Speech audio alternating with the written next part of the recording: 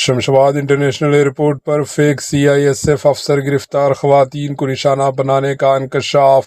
سریکاکولم کا رہائشی بالا کرشنا فیک CISF افسر بن کر گھومتا رہا، وردی پہن کر فوٹو لے کر میٹرومونیل پلیٹ فارمز پر خواتین کو نشانہ بناتا تھا۔ تلنگانہ کے دارالحکومت شہر حیدرآباد سے ایک چونکا دینے والی خبر سامنے آئی، جہاں راجیو گاندھی انٹرنیشنل ایئرپورٹ پر ایک جعلی یعنی فیک CISF افسر کو گرفتار کر لیا گیا۔ اطلاعات کے مطابق سریکاکولم سے تعلق رکھنے والا بالا کرشنا نامی شخص خود کو CISF کا افسر ظاہر کرتا رہا۔